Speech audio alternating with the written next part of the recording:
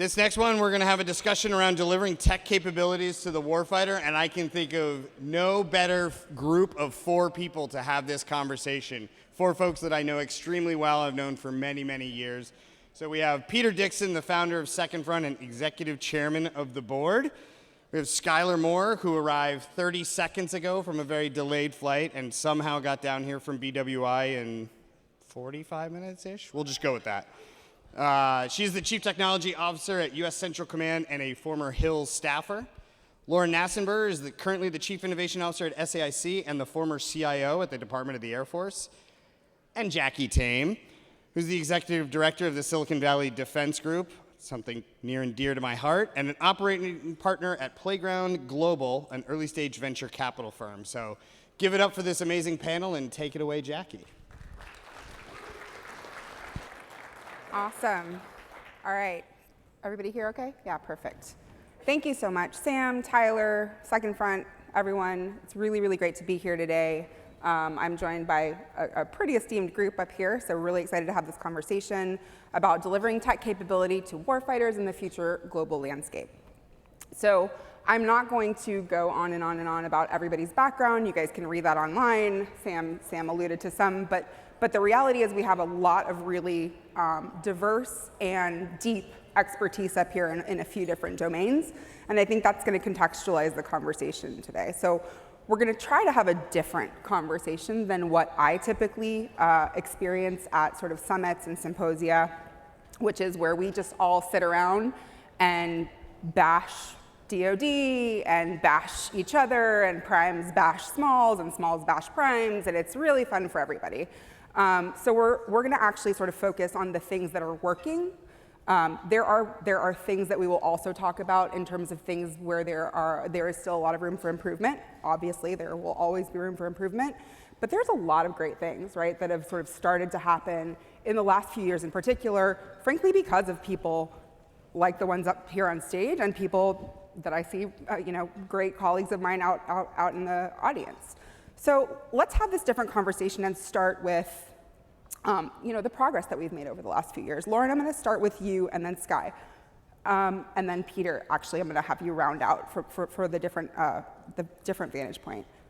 What in your experience over the last few years has been most exciting to you about kind of where this trajectory is going, where the ecosystem's going, and what has been different?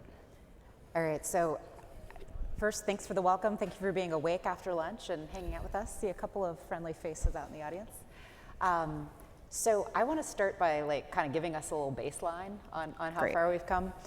So one of the things, we're going to start really boring here. 2020, collaboration tools in the Department of Defense. It took COVID, but if you think back, that's not that long ago, and it has been transformational. All of a sudden, people have enterprise tools. People can build their own workflows. People are able to leverage their own AI-enabled productivity. That is huge for the Department of Defense. And seeing that kind of change the way that people think about business. And I remember, no kidding, being in rooms in the Pentagon in 2019 and having, you'd have like your junior officers be like, how come we don't have collaboration tools?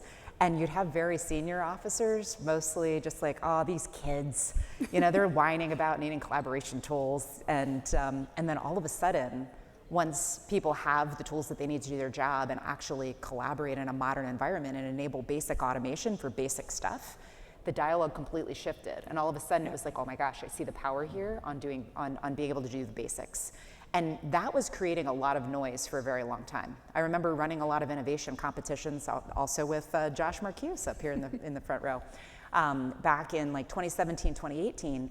And we would do these innovation competitions, and over half of the submissions had to do with, hey, I need to create something because I don't have the basic tools to do my job, which was nuts. Yeah. And so I think filling in that piece of foundation sounds really basic, but it was huge.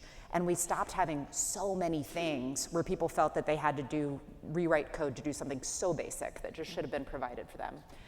Another thing that I am really excited about is, so a number of years ago, DevSecOps was the sexy word in the Department of Defense. It's just the way we code now. And we can go low to high, and we can do continuous authorizations, and we can containerize things, and we can spin up code really quickly. The kind of good and the bad of that, there are some enterprises where that's happening pretty consistently. It used to be very small pockets. I'd say that there are still pockets, but those pockets are very big and there are fewer spaces between the pockets, but we still haven't arrived at that tipping point where it's just every time it's easy and everybody knows how to do it. I'll add the venture ecosystem has been, that has been huge. I remember being in kind of that national security intersection venture space in like 2016, 2017, and the rooms were not this big. It was like I was kind of early to that party. There wasn't as much going on. I was at South by this past year, and I was so excited to see just how many companies were interested in providing tech for missions. I just sent a random text to one of our space guys, hey, what are you most interested in? I'm in a room full of space startups at South by Southwest, and he's like, hey, I want you to help me find like 3 companies that can change the game on ground systems. Which, kind of a weird text at 10 o'clock at night. But there were so many companies in the room that were interested in that use case that we could partner with today. Yeah. And so I think that's probably a little bit of a start for you all to jump in on. Yeah, I don't follow instructions, so I definitely did this wrong. We will go Sky and then Peter. Sorry for the order, guys. No, you're good. So I think the 2 places that we've seen progress or specifically experienced progress, because there's progress that's clearly been made that we can now reap benefits from, is in the space of talent, shockingly. I think that this is something that many of us would be surprised by because it is something that we are persistently beating our heads against. There is a lot of space to move. What we've discovered as a user is that we persistently have a need for programmers. We have a need for cloud engineers. We have a need for talent that we have been able to reach back into the department and grab. I do not believe that you would have been able to say that 5 years ago, 10 years ago. And so for us, as a combatant command that is primarily a user, we're not building most of our tools. We're having to reach to hunt for, does somebody else have a tool? Does somebody else have a process? Does somebody else have the right type of person? We've discovered that there actually is a shockingly robust talent pool that has quietly been fostered in the department. I don't want to make that sound like we are finished, like we are at the mecca of talent, but we have discovered that we actually have a lot of what we need right now. The second piece has been activities of, again, finding places where, as an organization that is starting on its journey of tech integration and innovation, we were able to participate in things early on that gave us momentum. Whether it was the Global Information Dominance Experiment series through CDAO, whether it was the Bravo Hackathon series that the Air Force hosted with Stuart Wagner, there were so many opportunities for us to participate, not only to build our own capability, but also to just build the muscle memory of how to do it, of how do you run a sprint, of how do you take part in something that delivers a small piece of capability that you as an organization are then responsible for watering and building over time. I don't know that we would have necessarily had those opportunities, again, 5 years ago, 10 years ago, where we could so easily shake the trees of the entire DoD ecosystem and identify places where we could at least teach ourselves, participate, build out our network, find the people who might be able to contribute to the capabilities that we were trying to build. Yeah, I love that, Peter. What do you think? Yeah, let me just piggyback and say I'm very excited about, I think, the ecosystem of people. And so in that vein, I think helpful for us to understand who's in the audience right now. So just bear with me a little bit here. If you come from a startup, can you raise your hand? Okay, great. If you come from what you would think of as sort of the traditional defense industrial base or a consulting firm, all right. If you come from government, okay, great. So seeing that mix among those 3 is what we've always, I think, looked at as the national security innovation base, where I think we looked with a lot of envy at, for instance, what Israel had, where they had their tech sector, their high-tech sector, and their defense base working hand in glove.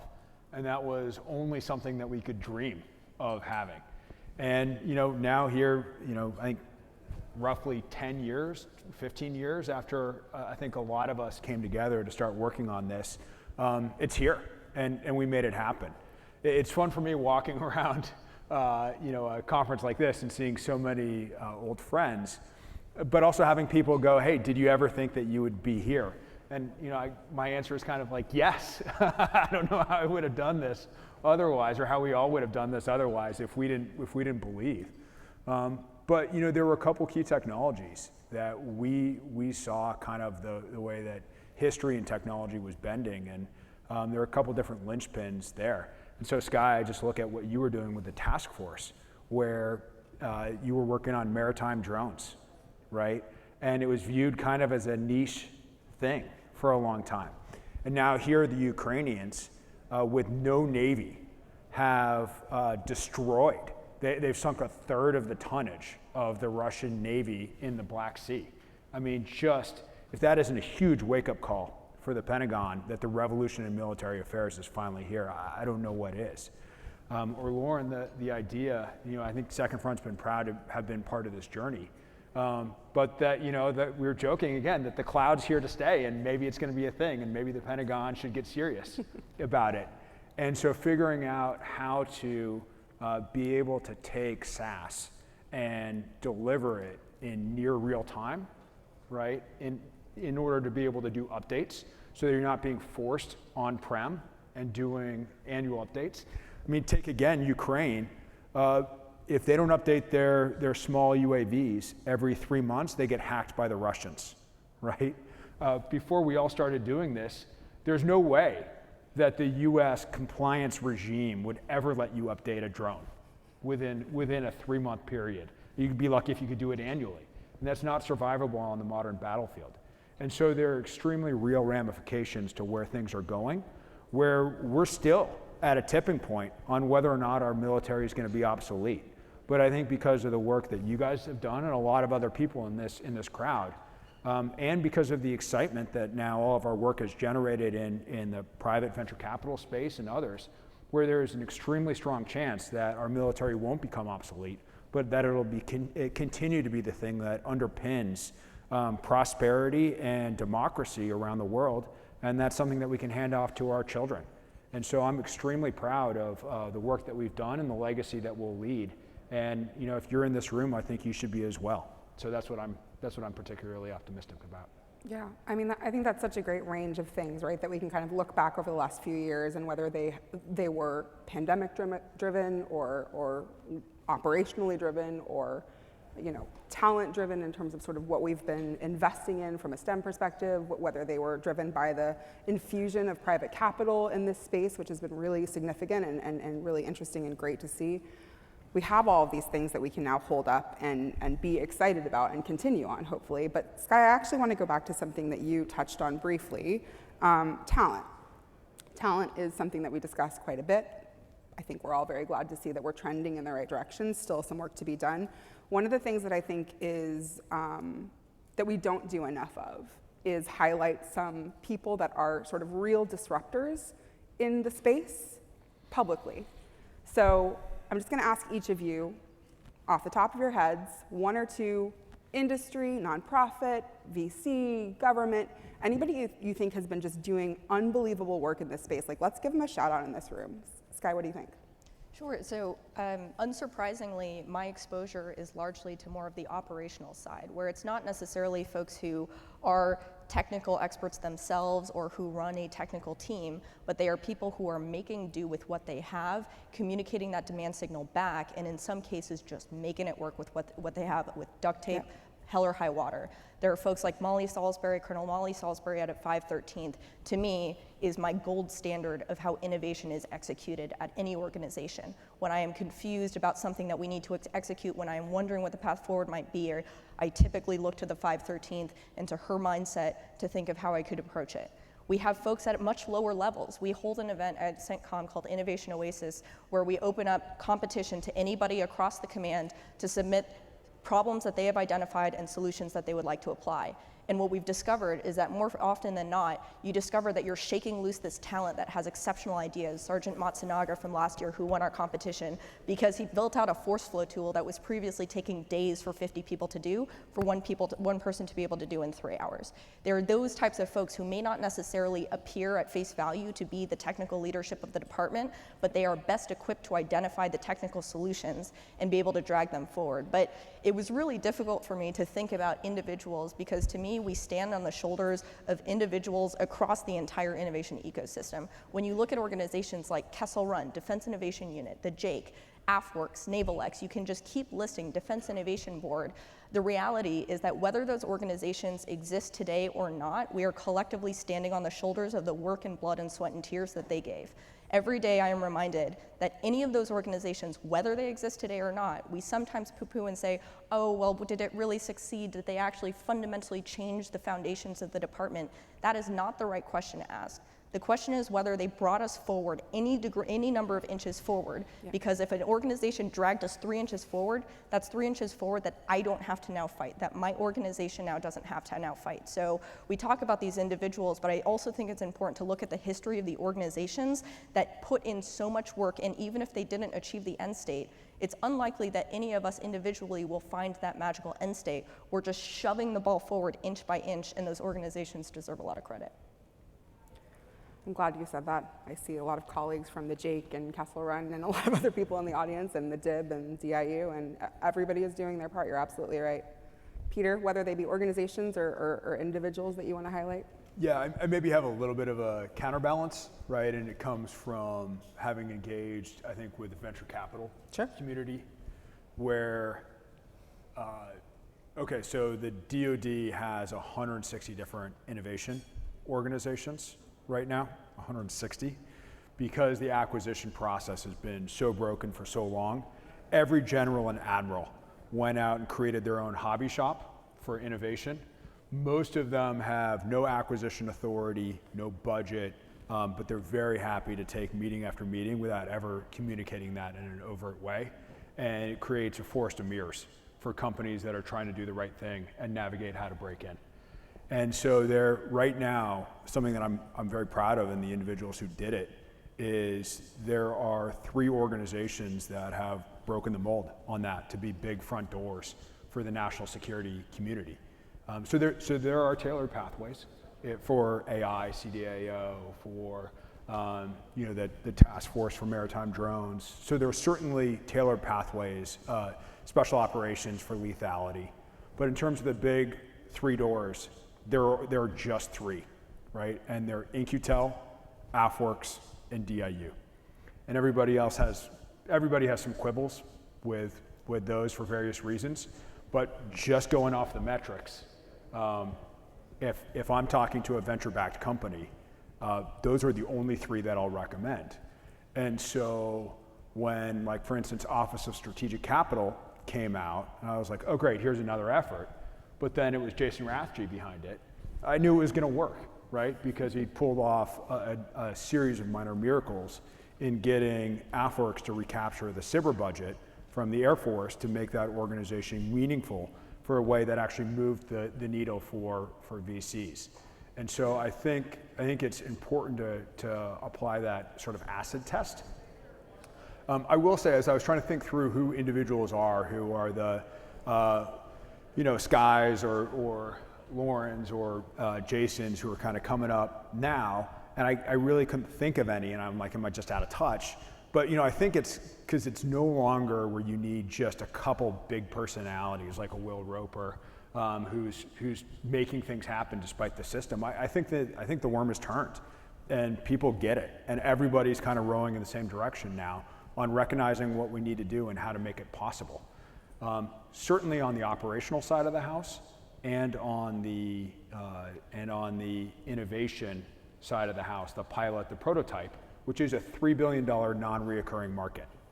My concern is that how separated that is from the $240 billion reoccurring program of record market, which is still, to no small part, kind of a retirement home.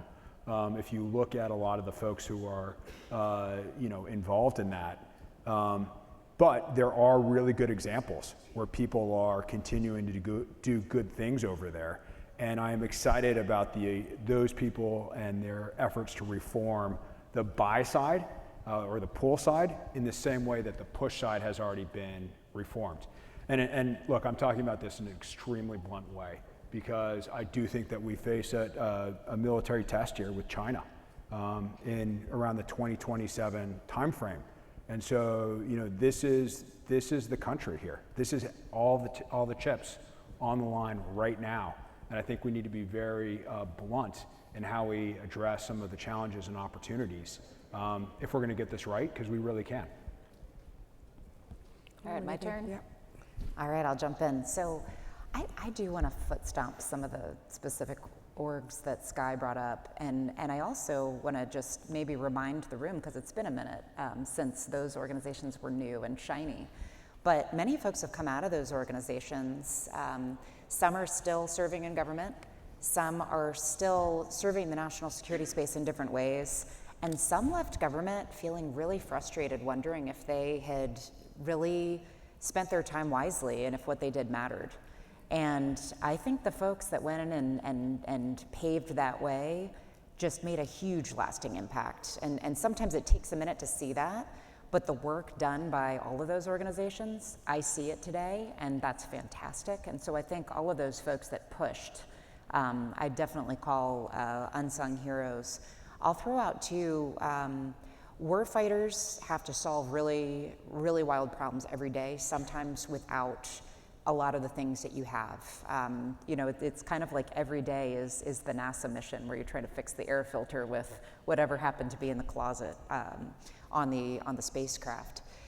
But when people can do that, that's already something worth noting. But when people can do that and they can work horizontally across the organization and they can find the next person that has that problem, that's something that takes longer, but it pushes their impact. And I see so many warfighters trying to do that. Probably even more painful are the folks that start at the enterprise level and just try to do the thankless slog of getting things approved for the enterprise so that the next group that wants to do something truly innovative doesn't have to start from scratch. And sometimes that takes years. Actually, I'll talk about Josh again. Like, how long did it take to get like GCP accredited? I mean, I don't know if we want to throw out years on that, but even just kind of those foundational things that act as kind of the next bar that that the next folks don't have to cross, all make a really huge difference. Awesome. And can I just say, yeah, when I said retirement homes, I was meaning from a career perspective. That was not an ageist. That was not an ageist remark. Comment. We take all the comments with the best of intent. Thank you. Let's switch gears a little bit. Peter, you said something at the beginning of your last answer, sort of about the organizations that have sort of successfully helped with some of these acquisitions authorities and those that maybe are not as well suited yet or not as well positioned. There are a lot of myths, right, in terms of policy and law. This is a hobby horse for me. Anybody that knows me in this audience is going to know that this is a hobby horse for me. But we talk a lot in public and private about the things that we can and can't do. And we often, in my experience, cite what I say is folklore as policy or law. So let's talk for a minute about the authorities and the pathways that we actually do have. Like, are there experiences that you've had recently in the last few years where either somebody has told you, oh, you can't do that, we've never been able to do that, et cetera, and you've absolutely found a way? Because, and I will, one more sort of comment from my hobby horse position, which is, I think Congress in particular has been exceptionally generous in the last several years with some very key representatives and senators, several of whom I think were here earlier or maybe here later, who really understand, right, from both the industry and the venture and the government side, kind of what we're up against in terms of this bureaucracy and this system. And they're really trying to empathically lay out the red carpet in terms of, like, how do we make sure that we can transition this tech into the hands of the warfighter? So, like, what have you experienced where somebody has said, you absolutely can't do this, it's never been done before, and you've absolutely found a way? Or is there an authority or a pathway that you think is just underappreciated or unknown that you want to sort of just highlight for this crew? Lauren, let's start with you. I thought we were going. I thought we were Oh. going to. I thought we were going We can to start Peter. whichever but way. Yeah. No. I would love to hear what he has to say on this. Second front systems. Second front systems was that, right? Okay. Where reforming the ATO process and using technology to do it in a way that met both the letter and spirit of the law, and then did it in a more secure way, so we could do continuous software updates for the warfighter. Because otherwise, what's the point of SaaS and the cloud, which has transformed every industry, every part of our personal lives, but had not made it to the American and Allied warfighter? I mean, that was a big thing, right? And being able to then do those real-time updates so that you could iterate at the speed of warfare. I mean, you know, again, people thought that you couldn't get that done in a way that was compliant with the rules, regulations, and law. And we just, through a ton of persistence, and folks like Enrique Odi, you know, managed to evangelize and get people, including the people who were the priests of the process, to become true believers in this approach. And so, you know, I think this company is living proof that you really can change things. Totally agree. Sky, you want to share your experience? Sure, I agree for the most part. I think 90% of the time we have the authorities and we just don't know that they exist, or we have the ability and we don't know. The question that we typically ask when we're getting pushback from our JAG, from comptroller, from anybody else is, are you saying no because it's illegal, or are you saying no because you've just never seen it before? And if it's the answer is the second one, let me help you find another example. But I would offer that it's a little bit of a mix of authority and will, and when there is an extreme lack of will, then it becomes hard to even identify what authority exists. So we see the authority and will for long-term opportunities. That's always been the case. We see the authority and will for near-term crisis. There's the urgent operational needs statement for JUONs, for those of you collecting DoD acronym Scrabble. There are all sorts of mechanisms for very specific crises to ask for things, but we feel that there is sometimes a gap for near-term opportunities. Long-term opportunity, fine.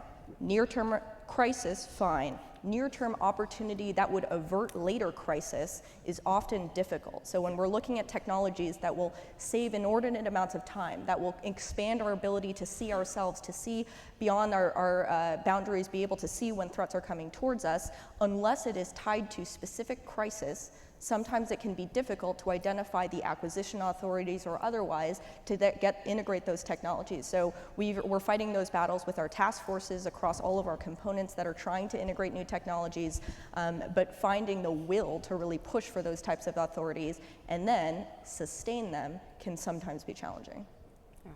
Yeah, so where I thought Peter was going to go is actually, so I hear such frustration from Congress on, oh my goodness, we have given you all of these authorities, why are you not using them?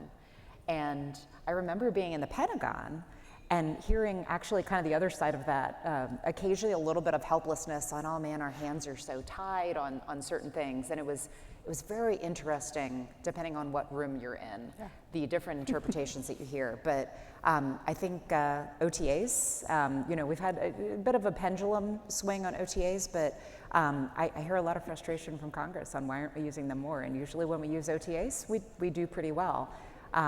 There are, you know, there's too big to fail, you know, in the banking industry. There's like too big to actually award and get to work in the DoD. Maybe we'll coin that, funny, not funny. But yeah, it takes a minute to hit, but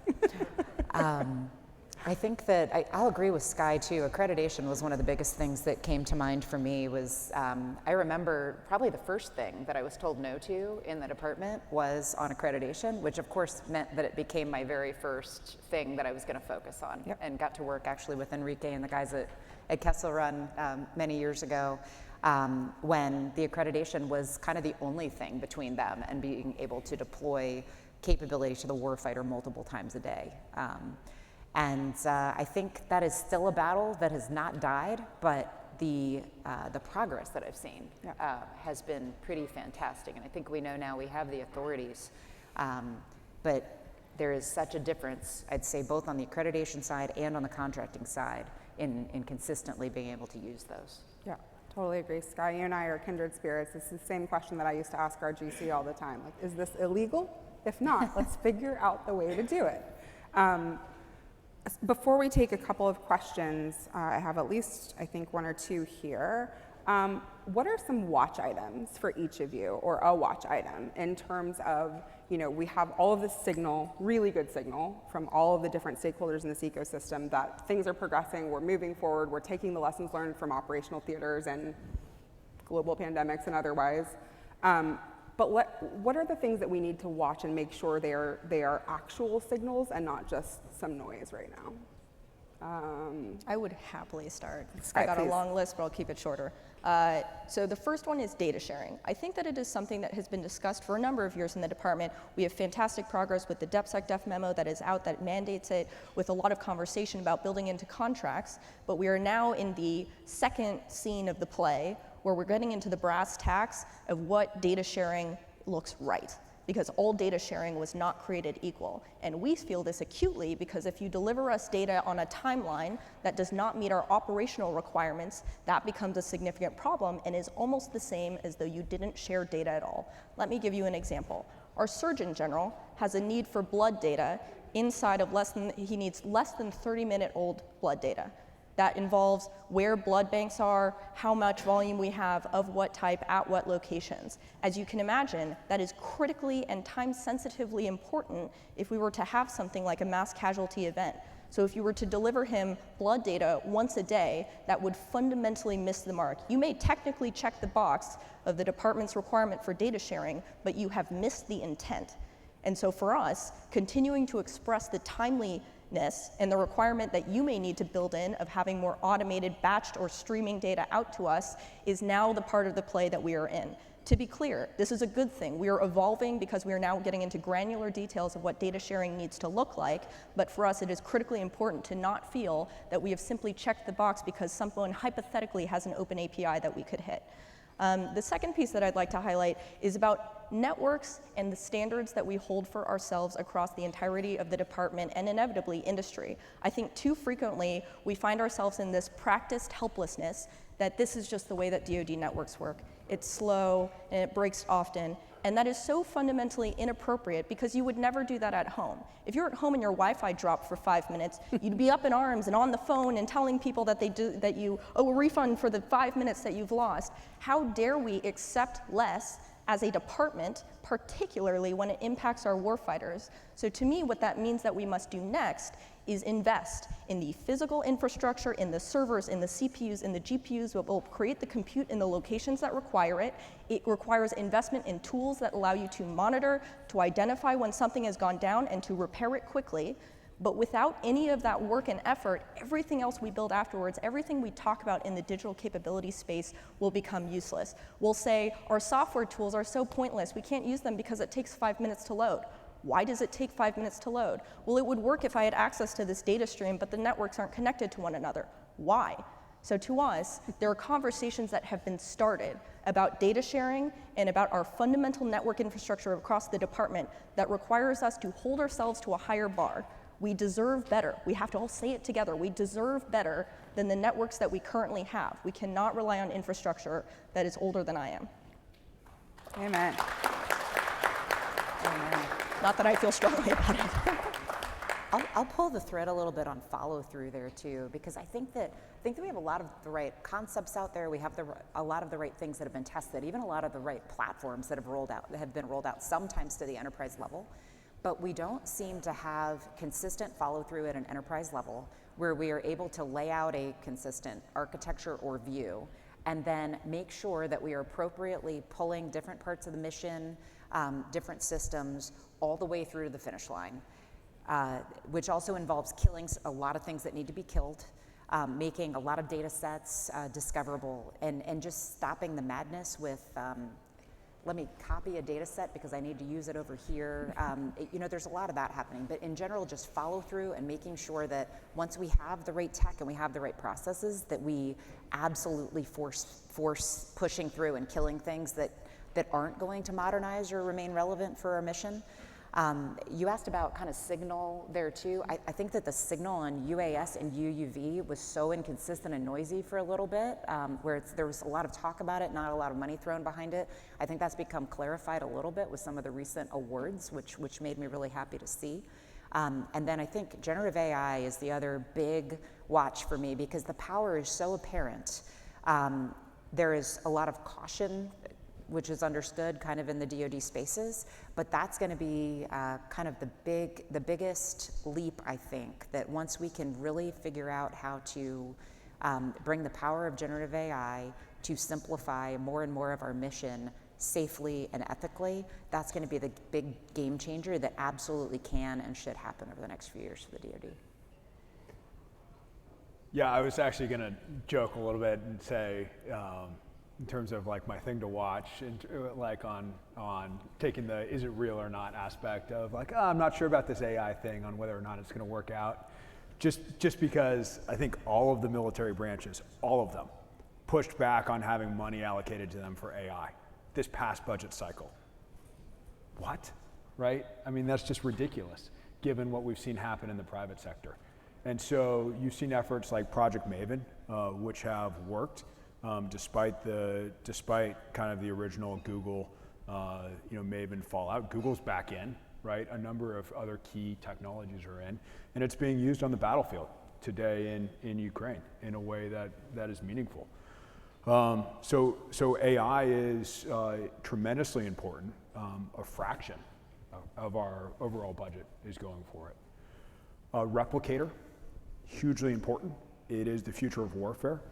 The accounts, anybody else who's a veteran of Iraq or Afghanistan, reading the accounts of what warfare is like in Ukraine right now and going, holy smokes. Like, when they do a raid, it reminds me of a heist movie where they're breaking into a bank on the clock, right, before the cops get there, because they've got 10 minutes to complete the mission before first-person view drones show up and hammer them, right? I mean, it is just a total different type of warfare. And anything that we would be doing would be redcoats marching down the middle of the street. We would be immediately annihilated. The warfare that we are continuing to train for and practice is obsolete in the real world right now. And so Replicator, you can't be a hobby horse. It needs to be the main effort, and the funding needs to show. It needs to be again, not budget dust. It needs to be a mainstay of what we are funding and sustaining. So but each of those things is there, and we've made a start. And I think the signal breaking through the noise, as you were saying, is just so loud that I don't think that Congress or the lance corporals that we're going to put in harm's way are going to allow our leaders to continue to, our military leaders to continue to ignore it. And so I do think that we can make the turn on these. Yeah, I want to offer just a perspective, I guess, for you in the room on AI. So Secretary Kendall has said publicly, we're probably not going to buy AI as a budget item. We're probably going to buy AI only embedded in all of the things that we do. And so I think in the Department of Defense, when there's central spending for AI, you do things like you have a platform where people can do things that they need to do. But the use cases often start at the edge.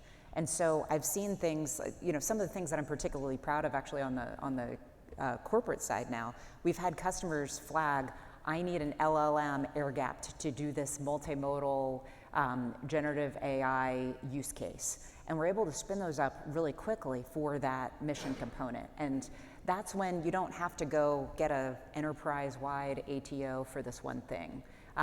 You have data that you need to use for a particular use case. And I think that we're getting some real traction in the department today on those things, and I see that we can do it. But I share a little bit of your caution on, hey, are we going to get over the tipping point? Are we going to be able to solve some of these problems and make sure that we can do it every time using everything that we have for our warfighters? So something I think that we're all aware of from the software world is the level of quality on engineers between a first-tier team and a fifth-tier team. And this is tough for the DoD that buys resumes, right? But I think what a lot of us have experienced when we roll in with really quality software engineers and they look at what has been built over years and years, and the DoD is saying, how do I fix this? And the engineers say, you got to scrape it and start over, right? There's nothing that we can do with this.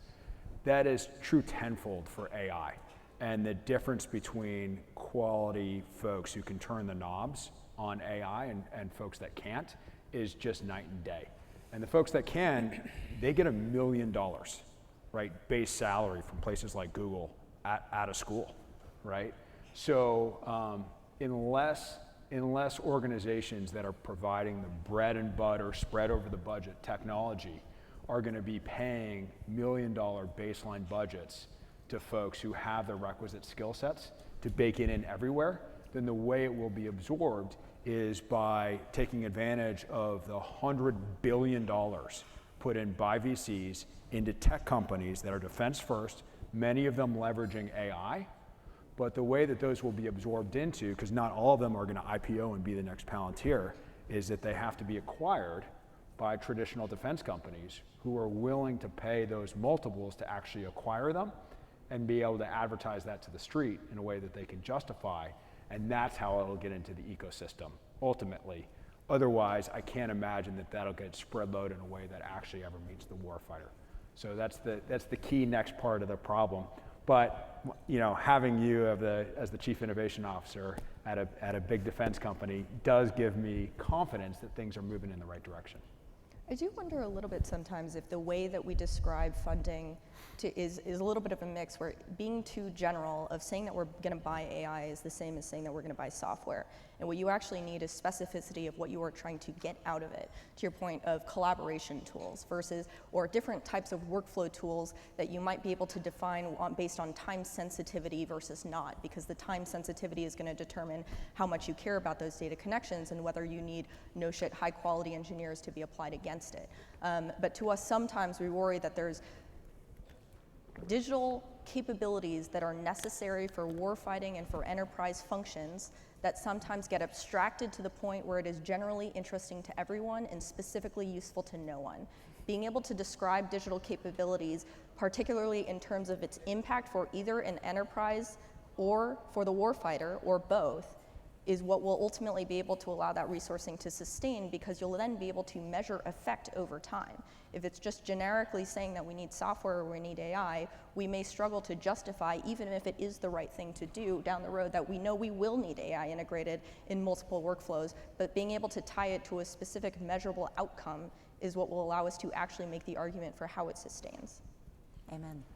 I think that's such an important point, and such an important point actually to end on, because we're coming up on our time. I've tried to weave some of the questions from the audience into this conversation. Thank you guys for answering them, but I think just to end sort of on the reinforcing the point, Sky, that you just made, so much of this, and what we do day in and day out is about that translation work amongst each of the different stakeholder groups of this ecosystem, whether it's government translating to industry exactly what it needs for exactly what use cases and exactly what operational theaters or any of that.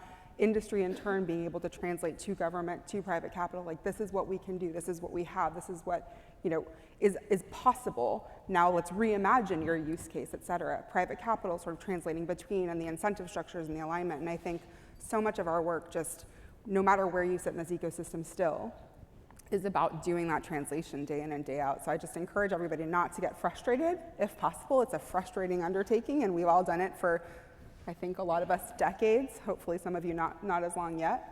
And hopefully, to everybody's point up here, the people that have done this for decades in and out and continue to do that, no matter where you sit in the department, in a different federal agency or department, in an allied partner, government, in private capital and industry, you're continuing to do it from that vantage point, and I think it's meaningful. It's pushing the ball 3 inches forward so that somebody else doesn't have to, and I think that that's great.